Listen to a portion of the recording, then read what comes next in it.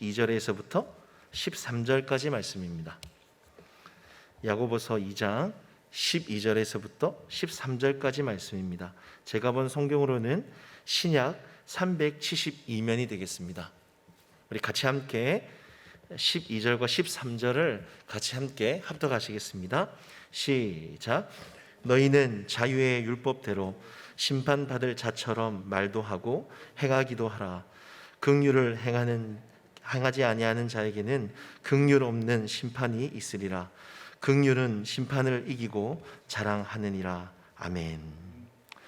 오늘 이 시간 말씀을 전해주실 강사님은 우리 백석대학교의 협동 목사님이시고 신학대학원의 교수로 재직 중이신 이춘길 목사님이십니다. 이 시간 이춘길 목사님 나오셔서 긍휼은 고개를 들게 한다라는 제목으로 말씀 증거해 주실 때 여러분 큰 은혜 받으시는 복된 시간 되시길 바랍니다. 우리 목사님 나오시겠습니다.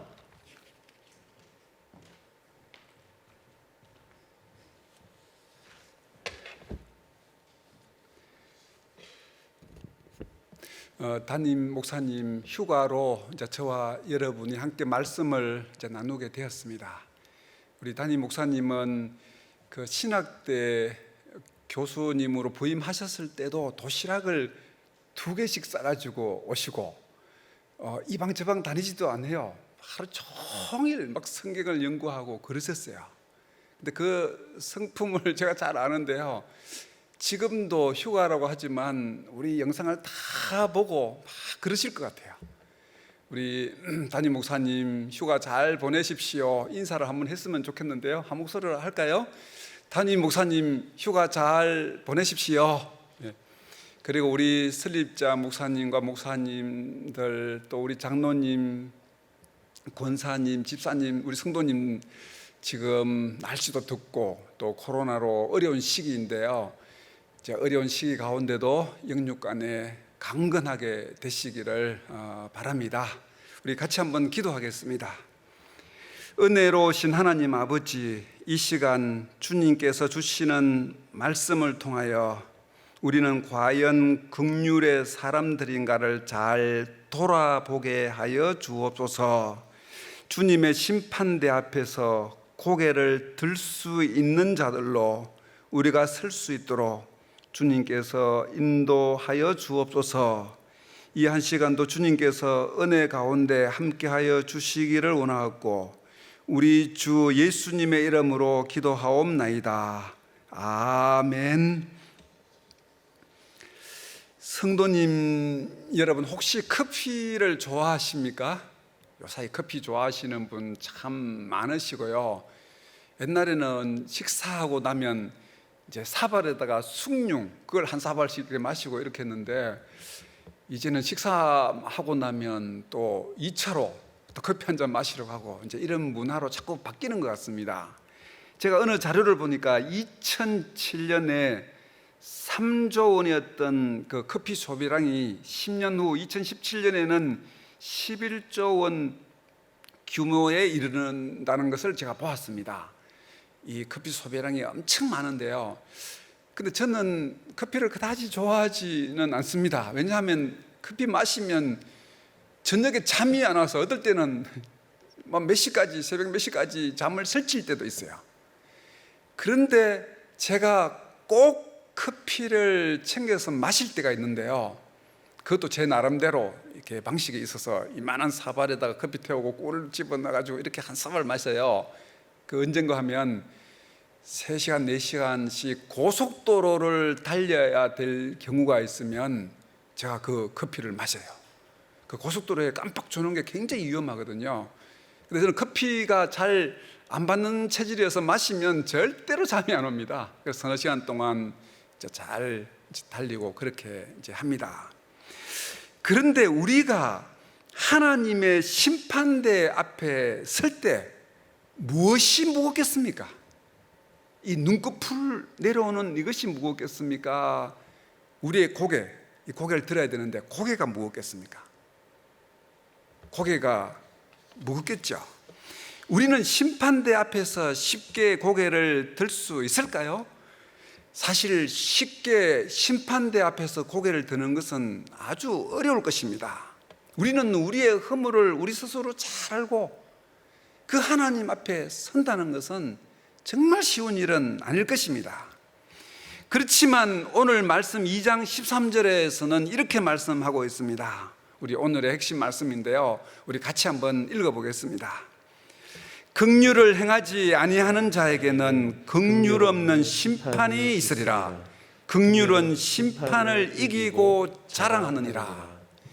이기고 자랑하느니라 라고 하는 이 동사가 있는데요, 이 동사는 길게 이렇게 번역되어 있지만 원래 뜻은 뽐내다 이런 뜻도 되고요, 우월한 채 하다, 두려움을 갖지 않는다, 또는 의기양양하다 이런 뜻이 있어요. 그러니까 심판대 앞에서 의기양양하고 참 우쭐하고 하는 이런 단어로 쓰는 것인데, 저 단어의 어원을 살펴보면 원래 뜻은 그 어원은 고개를 든다 하는 뜻이 있어요. 그러니까 심판대 앞에서 고개를 든다. 우리 눈꺼풀이 내려오면 커피 한 잔으로 막을 수 있을지 모르지만 심판대 앞에서 내려가는 고개, 이 고개는 무엇으로 들게 할 것인가 하는 것이 이제 오늘 말씀의 핵심이 되겠습니다. 오늘 말씀은 심판대 앞에서 고개를 들 수 있는 방법이 있다라고 말씀하는 것입니다. 고개를 들고 심판을 이길 수 있는 그런 우리 모든 성도님들 다 되시기를 주님의 이름으로 축복합니다. 우리 첫째, 하나님은 긍휼이 많으십니다. 자, 여기에 대해서 살펴볼 텐데요, 하나님은 어떤 분이실까 하는 것입니다. 우리는 사람을 대할 때 항상 긍휼로 대해야 됩니다. 불쌍한 마음으로 대해야 됩니다. 우리 예배 드릴 때도 또 수고하시는 분이 참 많지 않겠어요? 눈에 보이지 않게 우리 장로님께서도 기도하셨는데요, 또 우리 눈에 안 보이지만 저 방송실부터 우리 반주까지 또 뒤에서 우리 부목사님들 눈에 안 보이게 막 움직이시고, 우리는 사람을 대할 때 항상 긍휼을 가지고 대해야 합니다. 불쌍한 마음으로 그 수고들을 우리는 알아주고 해야 됩니다. 그렇지만 우리 의지로 그렇게 하는 것은 참 어려워요. 우리가 죄악되고 내 나름대로 기준이 있어서 내 나름대로 판단하고 심판하고 내가 옳다는 것을 우기고 그것을 막 내세우고 싶고 이런 본성들이 있는 것입니다. 그래서 하나님의 도우심이 필요하고 하나님의 성품이 어떠한 것인가를 잘 아는 것이 우리는 무엇보다도 중요한 것입니다. 하나님의 성품을 잘 깨달아 알므로 우리도 하나님을 닮아가는 그런 모습으로 설 수 있기를 바랍니다. 시편 116편 5절 말씀인데요, 여호와는 은혜로우시며 의로우시며 우리 하나님은 긍휼이 많으시도다. 하나님은 긍휼이 많으시다라고 말씀하고 있습니다. 하나님은 은혜로우시고 의로우시지만 긍휼이 많으신 분이라고 말씀하고 있습니다. 여기에서 긍휼이라는 이 단어는 인간에 대한 동정을 나타낼 때 하나님께서 쓰시는 말씀인데, 그 어원은 어머니의 자궁과 어원이 같아요. 그래서 하나님은 못하고 하나님 앞에 설 수 없는 우리까지도 전부 품고 안아주고 감싸주시는 그 긍휼이 풍성하신 분이시다라는 것이 바로 시편 119편 116편 5절 이 말씀입니다. 에베소서 2장 4절에서도 긍휼이 풍성하신 하나님에 대해서 말씀하고 있는데요, 같이 한번 읽어보겠습니다. 긍휼이 풍성하신 하나님이 우리를 사랑하신 그 큰 사랑을 인하여, 여기서도 긍휼이 풍성하신 이렇게 쓰고 있는데요, 여기서는 이 긍휼이란 이 단어는 이제 우리말로는 같아도 원어는 조금 차이가 있는데요, 여기서 나오는 이 긍휼은 이제 우리가 구약에서 많이 듣던 헤세드라는 단어가 있죠. 그와 똑같아요. 같은 맥락으로 쓰여지는 단어예요. 언약에 충실하신 하나님의 인애, 그 헤세드란 말은 언약과 관련되는 그런 단어이거든요. 하나님은 하신 하나님의 말씀, 특별히 우리 성경 말씀을 붙들고 그 말씀에 충실하게 긍휼을 베푸시는 하나님이시다는 것을 말씀을 하고 있습니다. 우리 성경에는 긍휼을 보여주시는 곳이 많습니다. 어떻게 보면 성경 전체가 그렇기도 한데요. 한 두 가지만 살펴보면 그 첫 번째는 속죄소입니다. 자, 속죄소인데요. 지금 이제 이 속죄소는 법궤, 지금 화면에 이렇게 나왔죠. 이제 화면 이 그림이 그 법궤를 보여주는 그림인데, 이 법궤 속에는 만나가 담긴 항아리도 있지만 이제 십계명이 쓰여져 있는 두 돌판, 아론의 썩난 지팡이들이 이 법궤 속에 이렇게 들어 있습니다. 근데 법궤 속에 들어 있는 이 십계명이 쓰여 있는 돌판 때문에 법궤는 하나님의 율법 계시다라고 설명하기도 합니다. 그런데 우리가 지금 살펴보고 싶은 것은 그 법궤 위에 그 뚜껑이 있죠. 뚜껑. 이 법궤 뚜껑이 속죄소인데, 속죄소는 하나님의 자비와 은혜를 나타내는 것입니다. 이 뜻이 원래 가리우다, 덮는다는 의미고, 우리가 잘 아는 시언소 또는 시언자라고도 하고 멀시시트라고도 하는 것이 바로 그 뚜껑입니다. 그런데 하나님께서 대제사장을 만나고 이렇게 하시잖아요. 지성소에 들어가서 만나면 하나님은 법궤 안에 들어가셔서 율법을 가지고 만나는 것이 아니라 법궤 뚜껑을 닫고 그 뚜껑 위에 지금 말씀드린 그 속죄소라는 곳에 앉아서 거기서 율법은 뚜껑으로 닫아버리고 거기서 제사장을 만나는 것입니다. 이것은 율법을 가지고 만난다는 것이 아니라 긍휼로 만난다는 것을 보여주는 그림입니다. 그래서 저기가 멀시시트, 이제 긍휼의 자리라고 이제 영어로 표기하기도 하는 것입니다. 우리는 사람을 만날 때도 이처럼 하나님처럼 만나야 됩니다. 옳은 잣대를 들고 그 잣대를 들이밀고 사람을 만나서는 안 된다는 것입니다. 우리 하나님을 잘 알아야 되는 이유가 하나님을 닮아가야 하기 때문에 그런 것입니다.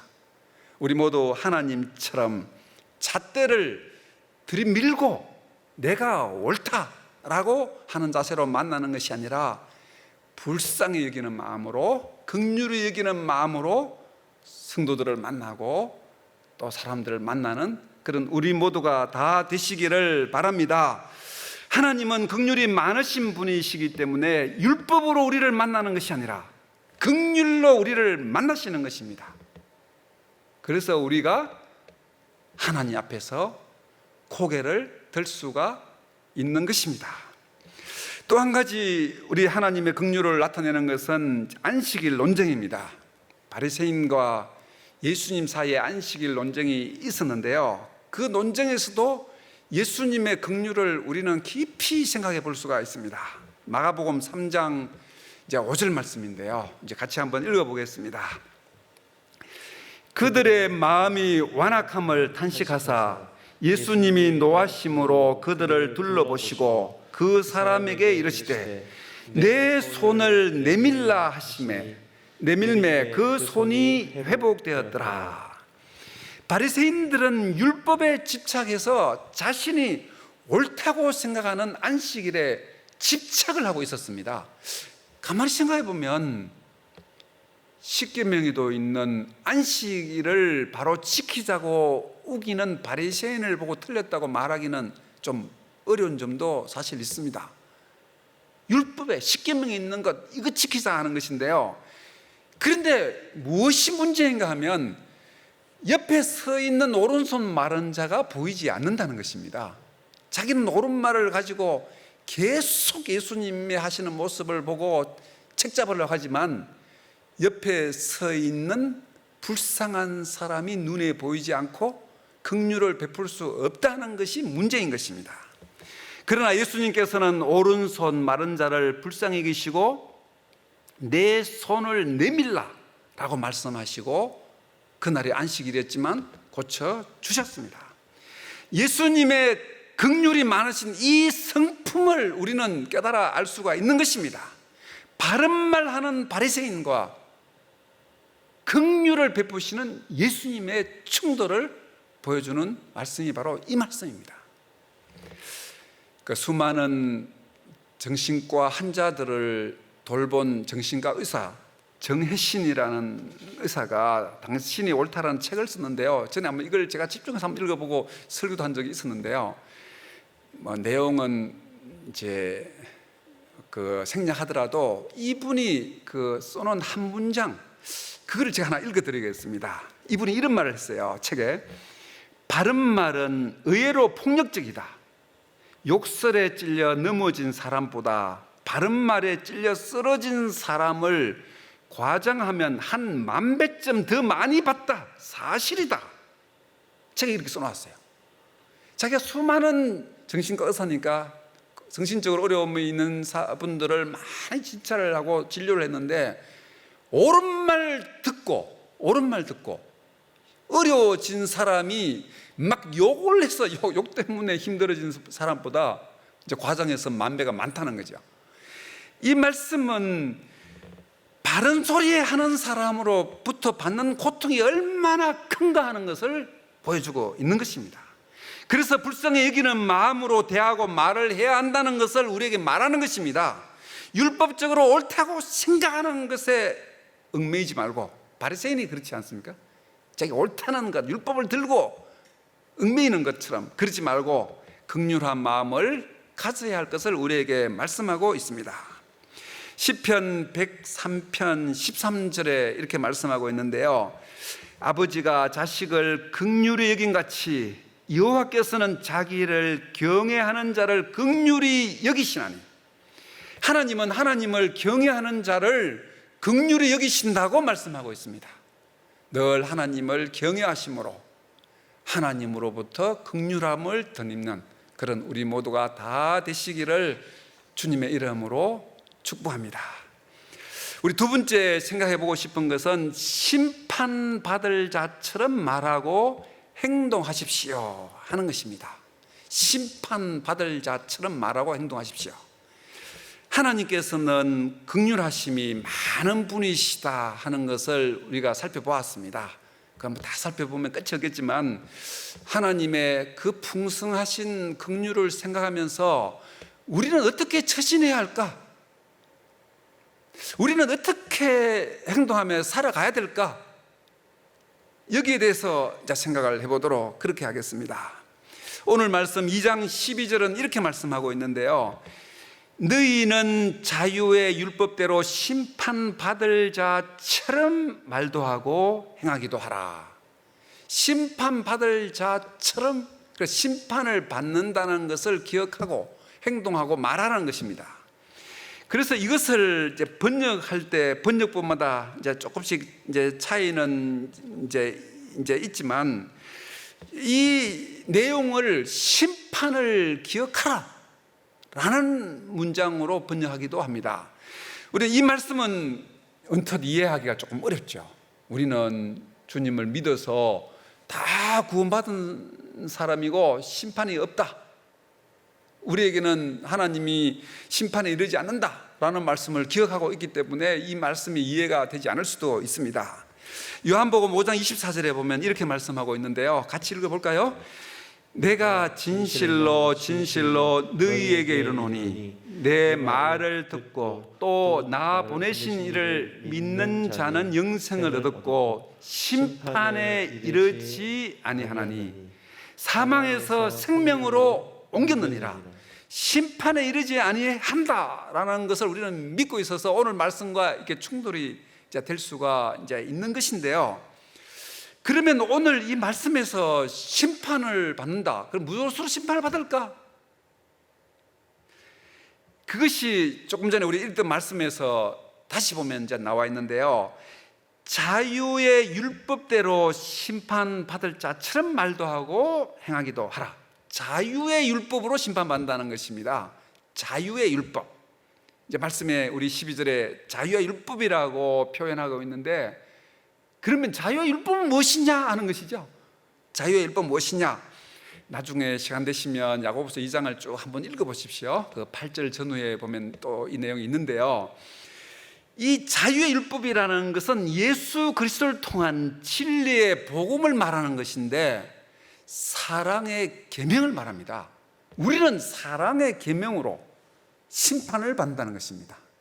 주님이 우리를 긍휼히 여겨 주셨고 긍휼을 받았기 때문에 그 긍휼 받은 그 사랑의 계명 안에서 하나님이 심판을 하신다는 것입니다. 우리는 우리가 심판받을 자라고 항상 생각을 해야 됩니다. 심판이 없다 이것이 아니라 이러한 심판을 받을 자라고 생각하라 라고 말씀하고 있기 때문에 그렇습니다. 그러면 우리는 심판을 받을 자라는 생각을 하면 우리는 우리 삶이 많이 달라지겠죠. 나의 모든 것이 다 심판받는다고 생각하면 우리는 우리 생각과 사고와 말과 행동이 아주 달라질 것입니다. 너희는 자유의 율법대로 심판받을 자처럼 말도 하고 행하기도 하라. 이 말씀은 심판의 대상이 무엇인가 하면 앞에서 말씀한 것을 다시 정리하면 사랑의 의무가 충실하게 말과 행동으로 옮겨지고 있는가 하는 것이 심판의 대상이다 이 뜻입니다. 말도 행하고 행하기도 하라. 우리 행동도 해야 되지만 말로도 긍휼로 말하고 또 실제로 실천도 하라 이 뜻이 되겠습니다. 제가 어릴 때 듣던 예화인데요, 아마 여러분도 다 들었을 거예요. 옛날엔 또 그런 예화가 돌았어요. 그 예화가 맞는 것인지 뭐 지어낸 건지 뭐 그것도 몰라요. 그냥 들었는데요, 한 여자 집사님이 계시는데 남편을 참 불쌍히 여긴 거예요. 이제 왜냐하면 믿지 않았기 때문에 하도 불쌍히 여기고 긍휼히 여기었어서, 사람이 불쌍히 여기고 긍휼히 여기면 행동이 많이 달라져요. 새벽기도 나오는데 그 남편의 구두를 가지고 와서 강대상 앞에 놓았다 그러더라고요. 그때 목사님 예하에. 저는 그 말 듣고 이제 참 그런 분도 계시는구나 했는데요, 그러면서 기도를 이제 하셨다는데, 하나님 이 구두가 나왔으니 이 구두의 주인도 나오게 하옵소서라고 기도를 했다고 그러시더라고요. 그 뒤에 또 뭐라고 하셨는데 기억은 안 나고요. 그런 자세라면, 그런 자세로 됐다면 그 남편뿐만 아니라 온 가족이 다 믿음 안에 굳게 섰지 않을까, 저는 그런 생각이 들어요. 우리도 항상 이와 같이 긍휼한 마음을 가져야 한다 하는 것입니다. 오늘 하루, 우리 1년 52주인데요 오늘 딱 하루 한 분만 딱 빠지시고 쉬는 한 주, 이제 우리 설교하시는 담임 목사님, 우리 담임 목사님 우리 접할 때도 어떻게 해야 되겠어요? 옳은 걸 가르쳐오고서 막 말을 해대면 이 바리새인과 똑같아요. 담임 목사님도 좀 불쌍히 여기는 마음으로, 긍휼히 여기는 마음으로 됐으면 좋겠습니다. 또 우리도 마찬가지예요. 우리 모두도, 우리 설립자 목사님을 비롯한 목사님, 또 우리 장로님, 권사님, 집사님, 성도님들, 참 우리 모두 다 긍휼히 여기는 마음으로, 내가 옳다고 생각하는 잣대로 대하는 것이 아니라 긍휼히 여기는 마음으로, 불쌍히 여기는 마음으로 대하게 되시기를 바랍니다. 교회 바깥의 모든 사람들도 항상 긍휼히 여기시고, 또 어떤 전도자는 사거리에 갔다 사람이 이렇게 지나가는 걸 보고 눈물을 쭉 흘렸다는 거예요. 그 불쌍해서. 그래서 하나님께서 크게 들어서신 분도 있어요. 우리 모두가 하나님 앞에서 심판받을 자처럼 생각하여 늘 행동과 말을 조심하게 되기를 주님의 이름으로 축복합니다. 자, 마지막 세 번째, 긍휼은 심판에서 고개를 들게 합니다. 이제 오늘 말씀의 이제 핵심인데요. 자, 2장 13절, 긍휼을 행하면 어떻게 되는가 하는 말씀인데 우리 앞에서 읽었는데요, 다시 한번 우리 크게 읽어보겠습니다. 자, 2장 13절입니다. 긍휼을 행하지 아니하는 자에게는 긍휼 없는 심판이 있으리라. 긍휼은 심판을 이기고 자랑하느니라. 자, 앞에서도 말씀드린 것처럼 이 말씀은 고개를 든다 하는 의원을 가지고 있는 이기고 자랑하느니라 하는 말씀입니다. 이 말씀은 우리의 심판의 기준이 긍휼이다 하는 것을 분명히 말씀하고 있습니다. 긍휼을 행하지 아니하는 자에게는 긍휼 없는 심판이 있습니다. 그러나 이웃을 향한 긍휼을 가진 자들은 심판대 앞에서도 긍휼을 입어 고개를 든다 하는 말씀이 바로 이 말씀입니다. 그 초대교회의 유명한 교부 성 어거스틴은 긍휼은 도움이 필요한 자들에게 나아가는 것인데 그들의 고통에 참여하는 것일 뿐 아니라 그들의 고통을 담당하는 것이라고 하였습니다. 우리 성도님 여러분, 가정에 가셔도 아내를 불쌍히 긍휼히 여기시기를 바랍니다. 얼마나 가정을 수고 많으시겠어요. 또 우리 아내 되시는 분들, 또 남편, 우리 가정이신데 남편들도 불쌍히 좀 여겨주시면 얼마나 좋으시겠어요. 가정이라고 큰 무거운 짐을 보이게 안 보이게 치고 있지 않겠어요? 또 부모님이나 자녀들에게도 늘 긍휼히 여기는 마음으로 대하시고, 또 우리 성도님뿐만 아니라 세상에 나가서도 누구를 만나거나 항상 영혼들을 불쌍히 여기는 그런 우리 모든 성도님들이 다 되시기를 바랍니다. 산상수훈에서는 예수님께서 이렇게 교훈하고 계십니다. 마태복음 5장 7절인데요. 긍휼히 여기는 자는 복이 있나니 그들이 긍휼히 여김을 받을 것이며, 심판대 앞에서 떳떳이 설 수 있는 사람은 사실 아무도 없습니다. 우리 모두가 다 그렇습니다. 우리에게는 사실 소망이 없다 하고 보는 것이 제일 정확합니다. 우리에게는 희망이 없습니다. 그렇지만 하나님이 불쌍히 여겨주시면 되는 것입니다. 고개를 들 수가 있는 것입니다. 주님의 심판대 앞에서 고개를 들 수 있는 것은 주님의 긍휼 때문에 그런 것입니다. 그 긍휼은 이 5장 7절의 말씀처럼 긍휼히 여기는 자가 주님으로부터 긍휼히 여김을 받는 바로 그것인 것입니다. 우리 성경에 보면 기적들이 많이 있는데, 기적 쭉 한번 읽어보시면 기적이 많아요. 그 기적들을 이렇게 생각해 보면 그 기적이 일어나는 그 원천 또는 배경, 그 힘은 어디에 있을까? 자세히 보면 다 불쌍히 여기는 데서 나오는 거예요. 기적이 불쌍히 여기는 데서 나와요. 저도 담임 목사라 10몇 년 했었거든요. 근데 어느 날은 정말 성도님이 귀신에 들여서 정말 어려운 가운데 있는 경우도 만났어요. 너무 불쌍한 거예요.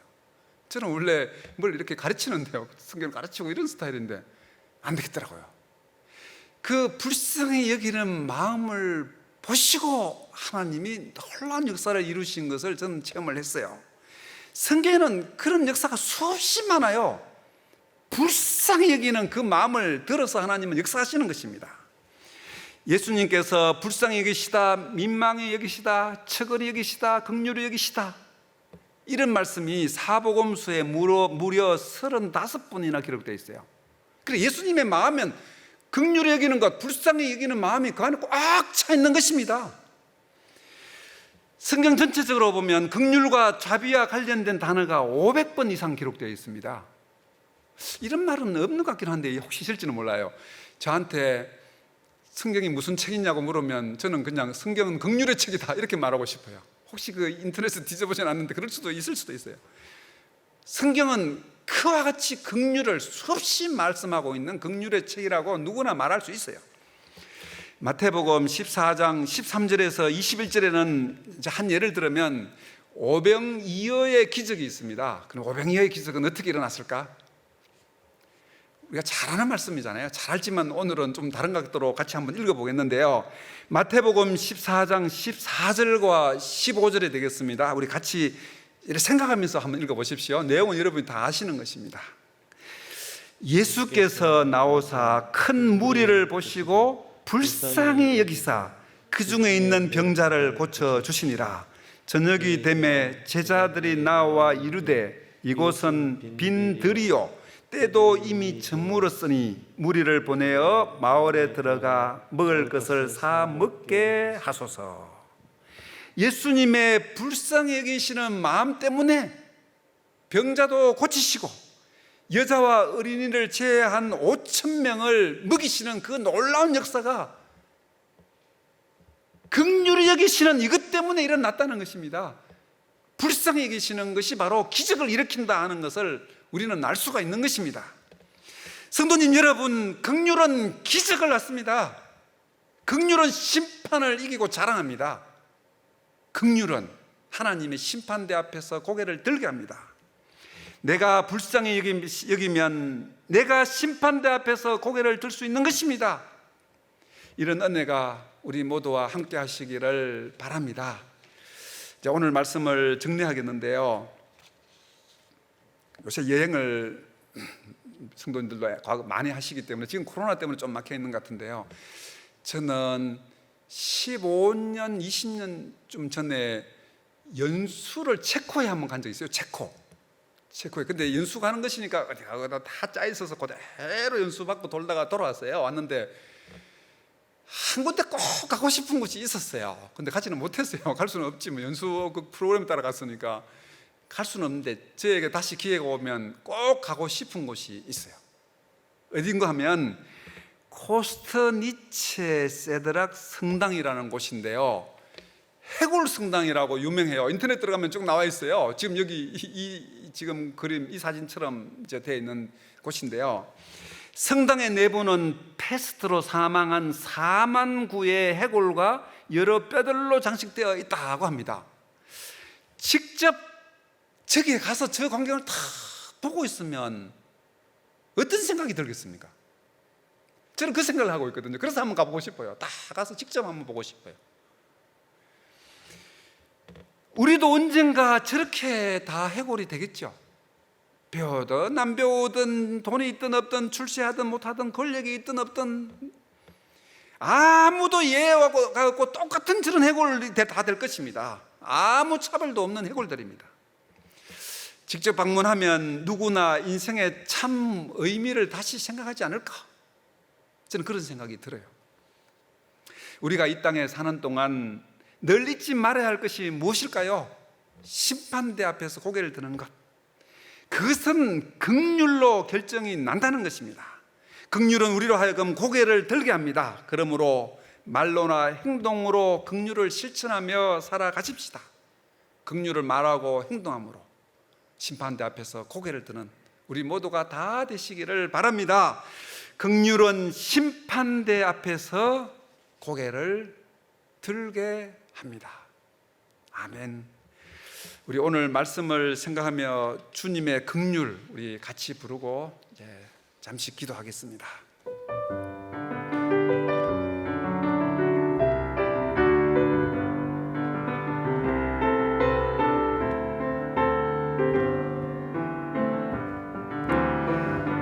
주님의 긍휼 강같이 흘러 메마른 이 땅 살아나리라. 그친 광야에 꽃이 피어나는 그날 우리는 보게 되리라. 생명의 바람 이 땅 불어와 메마른 뼈들 살아나리라. 죽었던 영혼 주께 노래하는 그날 우리는 보게 되리라. 기뻐하라, 기뻐하라 나의 영혼아. 생명의 주 곧 오시네. 기뻐하라 나의 영혼아. 우리 주 곧 오시네. 우리 주 곧 오시네. 기뻐하라, 기뻐하라 나의 영혼아. 생명의 주 곧 오시네. 기뻐하라 나의 영혼아. 우리 주 곧 오시네. 우리 주 곧 오시네. 우리 같이 한번 기도하겠습니다. 주님, 주님의 긍휼을 깊이 깨닫게 하소서. 여호와는 은혜로우시며 의로우시며 우리 하나님은 긍휼이 많으시도다. 하나님은 은혜로우시며 의로우시지만 긍휼이 많으신 분임을 깨닫게 하옵소서. 우리의 모난 성품도 불쌍히 여기시고 품어주셔서 긍휼이 많으신 하나님이심을 기억하게 하여 주옵소서. 우리 같이 한번 통성으로 기도하겠습니다. 은혜로우신 하나님 아버지, 우리 하나님은 긍휼이 많으신 분이십니다. 긍휼이 많으신 분이십니다. 긍휼이 많으신 분이신 것을 우리가 깨닫게 하여 주옵소서. 아버지 하나님, 우리의 모난 성품도 불쌍히 여겨주시고 품어주시고 긍휼이 많으신 하나님이신 것을 우리가 한순간도 잊지 않게 하여 주옵소서. 아버지 하나님 도와주시옵소서. 우리 한 번 더 기도하겠는데요, 심판대 앞에서 고개를 들게 하는 긍휼을 말하고 행하게 하옵소서. 우리가 하나님의 심판대 앞에서 심판받을 자처럼 생각하고 행동하고 말하게 하여 주옵소서. 마지막 심판대 앞에서 고개를 드는 것은 긍휼로 결정이 남을 기억하게 하여 주옵소서. 긍휼은 우리로 하여금 고개를 들게 함을 기억하여 말로나 행동으로 긍휼을 실천하며 살아가게 하여 주옵소서. 우리가 이것을 위해서 통성을 한번 기도하겠습니다. 은혜로우신 하나님 아버지, 우리가 심판대 앞에서 고개를 드는 것은 긍휼로 결정이 남을 기억하게 하여 주시옵소서. 우리의 못된 마음과 모진 마음과 안악한 마음들을 주님 내려놓게 하여 주시고 긍휼한 마음으로 볼 수 있도록 아버지 하나님 도와주십시오.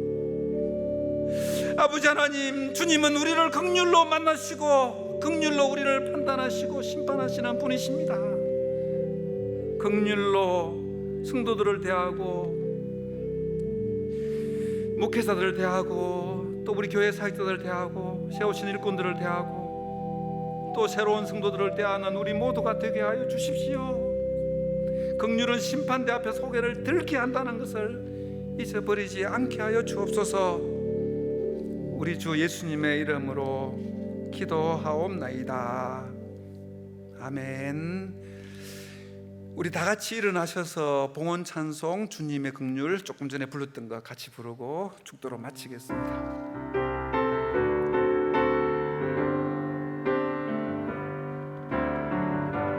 주님의 긍휼 강같이 흘러 메마른 이 땅 살아나리라. 그친 광야에 꽃이 피어나는 그날 우리는 보게 되리라. 생명의 바람 이 땅 불어와 메마른 뼈들 살아나리라. 죽었던 영혼 주께 노래하는 그날 우리는 보게 되리라. 기뻐하라 나의 영혼아, 생명의 주 곧 오시네.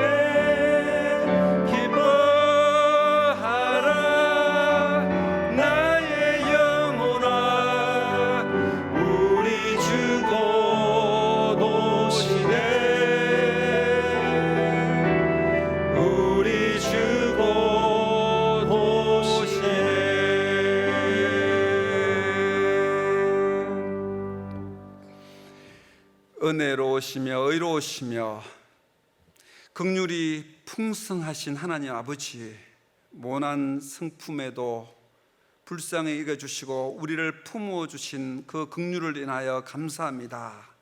우리도 긍휼이 많으신 주님을 닮아 긍휼을 베풀고 말과 행동으로 실천하는 우리 모두가 되게 하여 주옵소서. 이 시간 주님 앞에 드린 봉헌을 주님께서 받아주시고 하나님께서 불쌍히 여기셔서 많은 심령들을 구원하는데 또한 귀한 곳에 쓰임받게 하여 주옵시고 드리는 손길 위에도 은혜를 베풀어 주옵소서. 이제는 우리 주 예수 그리스도의 은혜와 하나님의 극진하신 사랑하심과 성령의 감동, 감화, 위로 충만하심이 주님의 긍휼을 깊이 깨닫고 긍휼을 말하고 행하고 그와 같이 살아가고자 소원하는 모든 성도님들 위해 지금부터 영원토록 함께 있을지어다. 아멘.